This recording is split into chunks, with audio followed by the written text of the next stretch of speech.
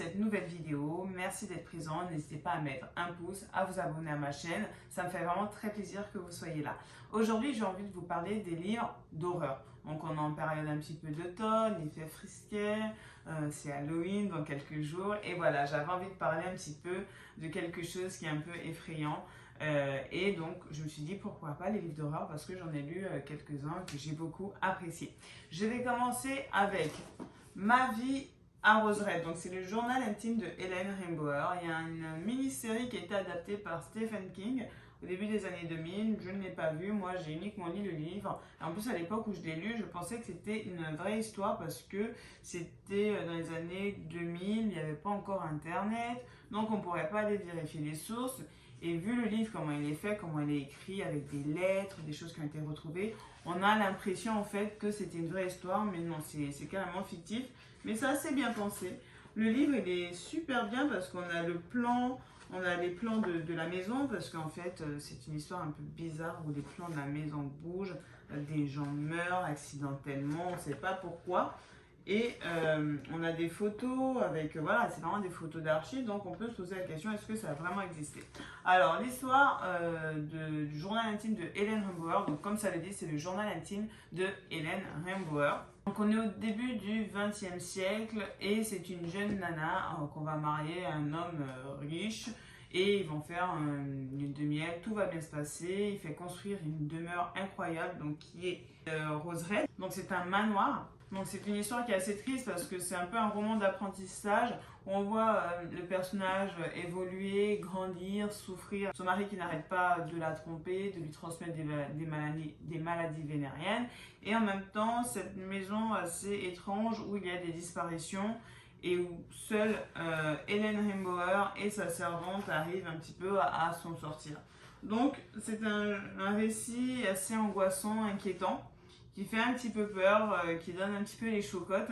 J'ai vraiment du mal à trouver le livre, hein. J'ai dû l'acheter sur un site particulier parce qu'on ne le trouve pas du tout en librairie parce que ça date. Vraiment, je pense que ça peut correspondre à des ados et même des adultes. J'ai prévu de le relire quand j'aurai un petit peu de temps. Donc frisson franchement garanti. J'ai beaucoup aimé l'ambiance. En plus, quand je l'ai lu, je pensais vraiment que c'était une vraie histoire. Donc imaginez, moi j'étais là, waouh, c'est ouf quoi.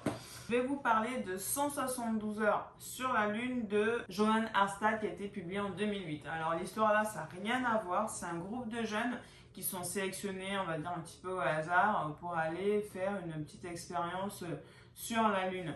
Sauf que ce qu'ils ne savent pas, c'est que des astronautes ont déjà fait une expérience, il s'est passé un truc assez bizarre, et on les envoie un petit peu pour un petit test qui est finalement assez dangereux. Donc vous imaginez, les ados ils sont tout contents, ils vont aller sur la Lune, c'est exceptionnel, donc ils y arrivent sur la Lune. Et là il se passe des choses, ils se rendent compte qu'il y a des doubles d'eux, enfin c'est un peu bizarre, un peu glauque. J'ai beaucoup aimé, c'est un peu du sci-fi mais pour ados, un peu young adulte mais super bien écrit. Et l'auteur, franchement, le job est fait, elle nous donne du frisson, on est tenu en haleine jusqu'à la fin et limite, j'imaginais même déjà le scénario, le film sortir au ciné, quoi. Donc vraiment, génial ce bouquin. Je vais ensuite parler de Jessie de Stephen King. Donc, j'ai pas lu beaucoup de romans de Stephen King et pourtant j'adore tout ce qui est horreur, je ne sais pas pourquoi. Et Jessie, je l'ai lu il y a vraiment pas si longtemps que ça. Et encore un registre assez différent, on est dans l'horreur, mais on est plus dans un roman plutôt pour adultes. C'est un couple voilà, qui ont des petites habitudes voilà, particulières lors de leurs ébats nocturnes. Donc son mari la menotte, elle ça la gonfle, elle en a marre de ça, elle veut divorcer, elle n'en peut plus de lui, sauf que en le repoussant dans leurs ébats, en fait il fait une crise cardiaque et bon voilà, il pique du nez et il est mort en fait. Elle se retrouve du coup accrochée comme ça pendant toute une nuit où la porte de la maison n'est pas fermée, donc voilà, il y a des intrusions dans la maison. Elle se remémore aussi sa vie à elle, pourquoi elle en est arrivée là. Et limite, elle a frôlé en gros la mort tout au long du récit avec ces intrusions qui se font dans la maison pendant qu'elle est attachée, elle ne peut rien faire. Elle se dit qu'elle va mourir attachée comme ça. Voilà, elle dit qu'elle va suivre le destin de son mari qui est affalé sur le sol de la chambre. Donc un roman assez qui nous fait poser des questions, qui nous fait se remettre en question aussi. et qui est un peu glauque, angoissant. Je vais vous parler de Rosemary Babies qui est paru en 1968. J'ai hâte de voir le film, toujours pas. J'avoue, j'ai un peu la flemme des jeunes de nos jours. T'as envie d'attendre que ça arrive sur Netflix, Amazon Prime, ça y est pas. Flemme d'aller regarder en streaming, franchement ça fait trop longtemps. Mais en tout cas le livre, j'ai trop aimé. Donc c'est l'histoire d'un jeune couple qui a envie de vivre dans un endroit qui est à ses côtés. On est à New York si je ne me trompe pas. Et du coup ils veulent voilà, vivre dans un appartement qui est hyper chic. Au début on leur refuse, finalement on accepte. Et puis ils arrivent dans l'immeuble, ils s'installent. Et puis les voisins franchement mais ils sont trop bizarres en fait. Et la femme elle dit non mais il y a un truc qui cloche en fait. C'est pas normal. Et pourquoi ils sont comme ça? Ils sont un peu autour d'eux, voilà. Ils veulent un enfant et quand elle tombe enceinte, déjà l'épisode, à un moment donné, elle explique comment elle est tombée enceinte, donc on a l'impression que c'est quelque chose de limite une secte satanique qui l'a mise enceinte avec la complicité de son mari. Du coup, elle doute de son mari, elle doute de ses voisins, il y a des morts, il y a des histoires un peu étranges. Et voilà, elle comprend vraiment pas jusqu'à la fin où elle comprend ce qui se passe. Donc on est vraiment une ambiance un peu satanique, un peu spé, un peu... Franchement, et c'est vachement bien écrit parce que ça met tout de suite dans l'ambiance. On a l'impression de regarder un film. L'écriture, elle est vraiment top. Et puis c'est écrit en sorte juste assez pour pas non plus être là en train de trembler chez soi. Ensuite, vous parlez de Ghost Story de Peter Straub. Donc c'est un vieux roman. Donc il est assez long à lire, ça peut vraiment perdre un petit peu les lecteurs parce que c'est vraiment un roman qui est construit en puzzle. On commence le roman avec un homme qui s'attache à une petite fille dans une voiture, on se dit mais le mec il est bizarre en fait. Et au final, quand on comprend le récit, on se rend compte qu'en fait c'est la petite fille qui est bizarre. Et en fait, on a 4 vieux monsieur qui vivent à Melbourne et qui se réunissent souvent leur soirée. Voilà, ils boivent un verre, ils fument de la pipe, je sais pas quoi. Ils se racontent des histoires un peu d'horreur de ce qu'ils ont vécu. Et il y en a un qui meurt, et puis un autre, et puis ils se disent mais mince, quelqu'un s'acharne sur eux finalement. Et ils se rendent compte qu'il y a un lien un petit peu dans toutes leurs histoires. C'est une femme, on va dire, aux 1000 visages. Donc une femme qui était présente dans leur vie d'une manière ou d'une autre et qui l'est encore, qui ne vieillit pas. Et tout le sujet du livre, on a envie de savoir mais qui est cette femme, qui est-elle? On dirait un être démoniaque qui ne veut faire que du mal. Et ils essaient de se débattre avec ça et c'est pas chose évidente parce que la nana elle est increvable en fait concrètement. Donc trop bizarre, ça met dans une ambiance un peu chelou. Non franchement c'est trop glauque et je kiffe. Je vais ensuite vous parler d'un autre livre, on va revenir à Stephen King qui va être Cimetière. Donc j'ai vu le film, ensuite j'ai lu le livre. Franchement, il écrit vraiment bien Stephen King. Vraiment, il a une superbe écriture. Le film, moi je trouve, est assez fidèle et le livre, on va dire, un peu plus complet. Donc c'est l'histoire d'un couple qui s'installe dans une belle maison, sauf que leur fille a un accident et elle meurt. Et ils vivent pas loin d'un cimetière indien. Bon, les Indiens, ils ont bon dos. Et le voisin, il dit, mais si, écoute, tu peux la ressusciter, ta fille. Donc il arrive à la ressusciter, donc elle revient à la vie. Un peu bizarre, sauf qu'elle revient à la vie, mais ce n'est plus sa fille en fait, c'est un être, on va dire, maléfique, morbide, qui n'aspire pas à vivre normalement et qui va entraîner en fait toute la famille dans la mort en fait, concrètement. Donc franchement, ça vaut trop le détour. Il fait flipper par contre pour le coup, le livre, je trouve.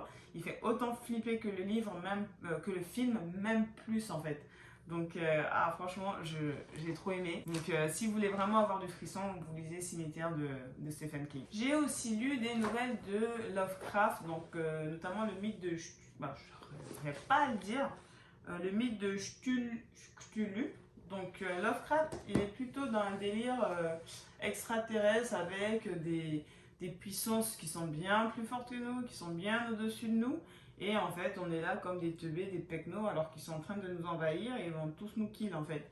Donc j'aime beaucoup l'univers de Lovecraft parce qu'il était assez avant-gardiste. C'était une époque où, bon déjà, il y avait la découverte d'autres planètes, ce genre de choses, des choses scientifiques, et il s'intéressait énormément à ça.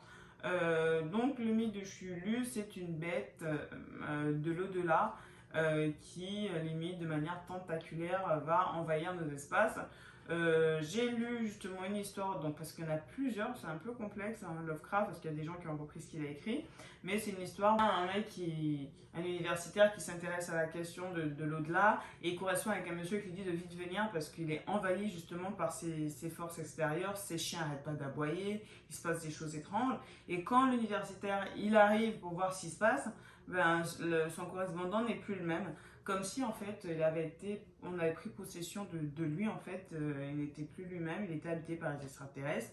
Et notre personnage principal du coup arrive à s'échapper de celui-là parce qu'il frôle limite la mort ou l'envahissement de son corps en fait. Et on se rend compte que c'est l'univers de Lovecraft, c'est un petit peu quelque chose qui est assez poisseux, quelque chose qui est un peu glauque, voilà, quelque chose d'envahissant qui va juste happer toute vie humaine en fait. Donc voilà, c'est assez particulier. En plus, c'est écrit, c'est vraiment de la littérature pour le coup, Lovecraft, parce que c'est un auteur quand même du début du XXe siècle. Donc forcément, il ne s'exprimait pas comme nous on s'exprime aujourd'hui.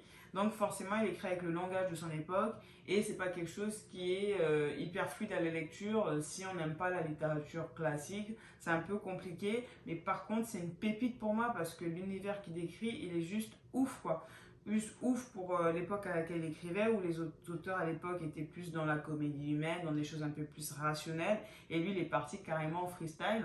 Donc voilà, franchement, Lovecraft, il faut vraiment lire au moins une nouvelle ou un roman de lui, il est juste extraordinaire. Et je vais finir avec Le Signal de Maxime Chatham. Donc Le Signal, encore dans une ville avec un rapport avec les Indiens aux États-Unis, où en fait, à travers les ombres, en fait, on a des esprits qui arrivent à revenir et à tuer des gens concrètement. Donc au début, on se dit que c'est deux jeunes, c'est des ados voilà, qui sont dans leur délire. Et puis au fur et à mesure, ben, les adultes se rendent compte qu'il se passe quelque chose de très très grave en fait. Et c'est un livre qui est assez touchant. Il est long aussi à lire, je trouve, ce roman de Chatham. J'aime beaucoup Chatham, mais celui-ci, j'ai trouvé assez long à lire. Mais il est quand même bien dans l'horreur, bien dans quelque chose d'assez étrange, parce qu'on a envie de savoir en fait qu'est-ce que c'est, qu'est-ce qui tue, qu'est-ce qui fait du mal. Donc il essaie un petit peu de concurrencer Stephen King et franchement il s'en sort hyper bien. Chatham, c'est un très bon écrivain. Donc vraiment si vous voulez découvrir les livres de Chatham, il y en a plein, il y a Théorie de Gaïa, il y en a pas mal. Mais Le Signal, si vous avez envie de frissonner, c'est parfait. Donc voilà pour votre petite soirée d'Halloween, votre semaine à venir. Si vous avez envie de frissonner, je vous conseille les bouquins que je vais énumérer du coup en dessous de cette vidéo. C'est fini pour moi ce soir. Je vous dis à bientôt. Sayonara.